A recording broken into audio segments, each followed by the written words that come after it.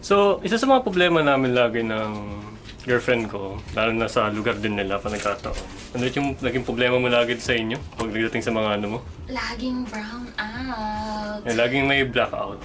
Then, lalo na po sabihin natin pag umuulan, konting ulan lang lagi may blackout kagad. Minsan mga rotational pa yung nangyayari. Yep. So, ngayon, meron akong biniling product na baka makatulong sa amin pagdating sa ganung problem, which is yung EcoFlow na mga power station.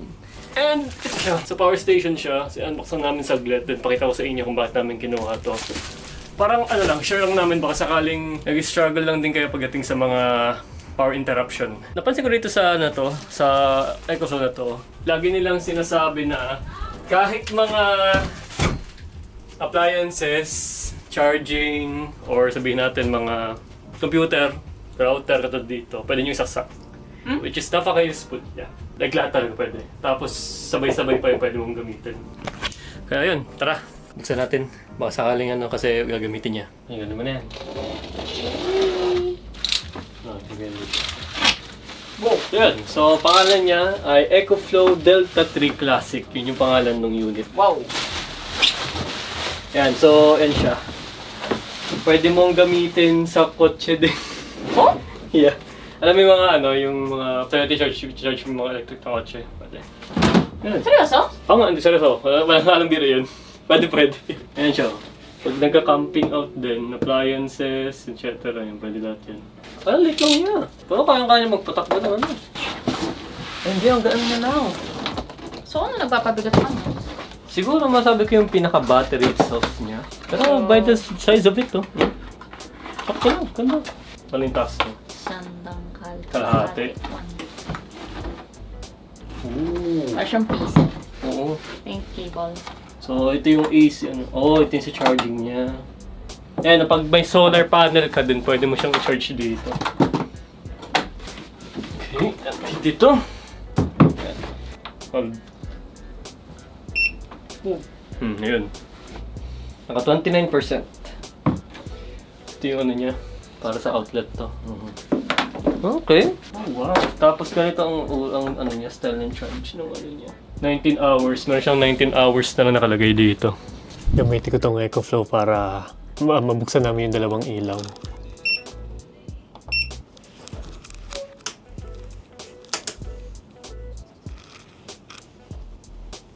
Totoo lang, lahat nung ilaw natin dito na-connect sa ano, sa EcoFlow, which is yung power station. Subukan ko kasi. Yeah, just pa naman natin sa editing yun. Okay, kasi tap na tayo. My God! Meron na tayong sariling studio sa bahay. Ganda nga ng power station na to. Hindi ko na-expect na okay siya sa ano. Like, kailangan mo 14 hours natin pwedeng gamitin yung buong setup na to. Dalawang ilaw.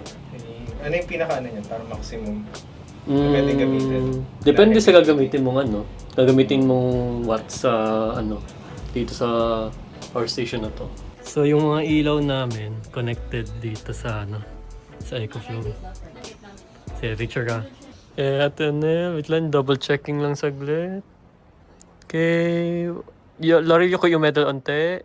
Hindi, yung medal. Yan, balik mo yung plaka. Yan, tapos monte. There you go. Okay, 3, 2, 1, picture. Okay. Ngayon, pwede magsama nito. 1, Okay. 2, 3. Okay, wait lang. Lapit mo pa onte. Tagal ko yan. I-click ko na. Ayun. Ayan, pwede mo. Patay na. Wow. Kasi open mo ulit. Bakit ulit? Oh! Yan lang. So, nakita natin yung feature niya pagdating sa ganitong bagay. What if naman kung gagamitin natin siya sa mga computer?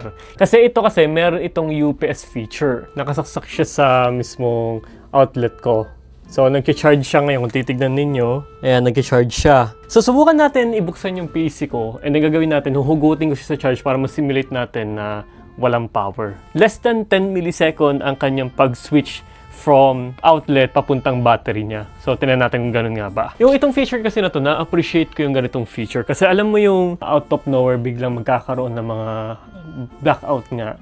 Ang hirap, lalo na kung sabihin natin hindi mo na-save yung ginagawa mo. And thankfully, may mga ganitong klaseng mga feature na kung saan ay napakalaking tulong niya. Especially kapag ikaw ay nasa meeting, editing, rendering, during that time na kailangan mo talaga ng mga ganitong bagay. 3, 2, and 1. Hugot. Oh! Hindi namatay or nagkaroon ng something yung ano ko. Yung PC ko. Oh, wow! Okay! Yeah, it works! Seamless nga! Oh my God! That's amazing! Oh, wow! Okay! Then, if I plug it in, it should continue charging, right? Let me plug it in. There you go. Yeah! It works! It doesn't even budge or something. Oh, wow! That is amazing. There you have it. Ang galing. And isa sa pinakamaganda rito sa EcoFlow Delta 3 Classic na ito is meron siya tinatawag na EcoFlow Extreme. So it is a fast charging technology na kung saan na it can go 0 to 80% within 45 minutes. Ang bilis nun! So kung sabihin natin there's a weather advisory or merong storm na papunta, hindi ka maghihinayang na hintayin ito ng sobrang tagal para mag-charge siya ng puno. Right now, kanina chinarge ko siya, it's around 35% and then after 5 minutes, nasa 37 na siya or some sort, I don't know. But yeah, there you go. Ngayon, masabi ko na yes, super reliable nito. Lalo na kasi LFP yung battery type nito, which is tumatagal siya ng mahigit 10 taon on a regular use. Wow!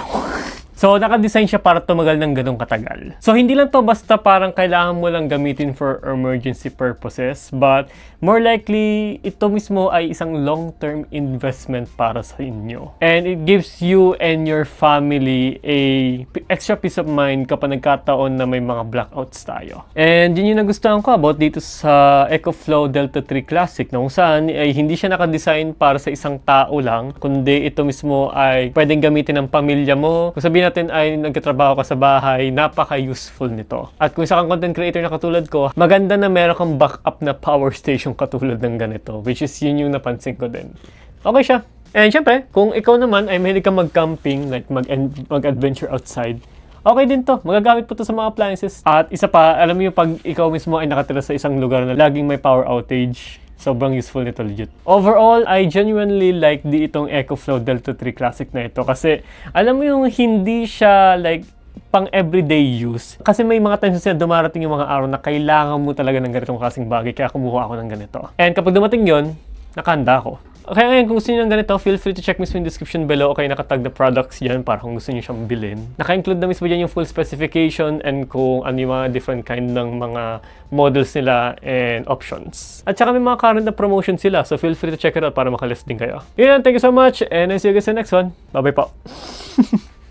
Tatabi ko na to. Ang ganda. I-charge ko muna siya, then go na ako.